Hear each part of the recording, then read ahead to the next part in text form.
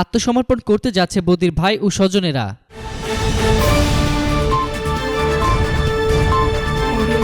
পুলিশের মাধ্যমে স্বরাষ্ট্র মন্ত্রণালয়ের কাছে আত্মসমর্পণ করতে যাচ্ছে উখিয়া টেকনাফের আলোচিত সাবেক সংসদ সদস্য আব্দুর রহমান বদির ভাই ও স্বজনেরা। এরা হচ্ছেন বদির ভাই তালিকাভুক্ত শীর্ষ ইয়াবা ব্যবসায়ী আব্দুল শুকুর, শফিক রহমান, ফয়সাল রহমান, বদির ভাগিনা শাহেদ রহমান নিপু।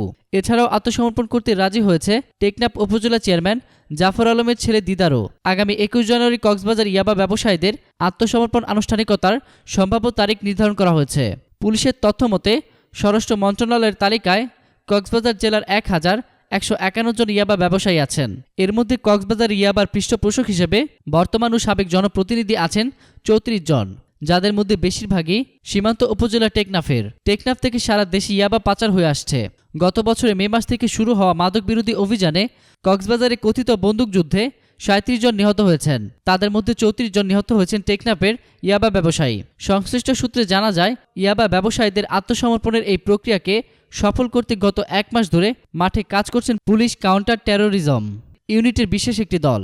ইতিমধ্যে অনেক ইয়াবা ব্যবসায়ীরা পুলিশের এই বিশেষ দলের হেফাজতে চলে এসেছেন। কক্সবাজারের police super ABM Masud Hossain জানিয়েছেন, ইয়াবা ব্যবসায়ীরা নিজেদের অপরাধ স্বীকার করে তাদের শর্ত সাপেক্ষে সেই সুযোগ দেওয়া হবে। এতক্ষণ ফ্রিকি নিউজের সঙ্গে থাকার জন্য আপনাদের সবাইকে ধন্যবাদ।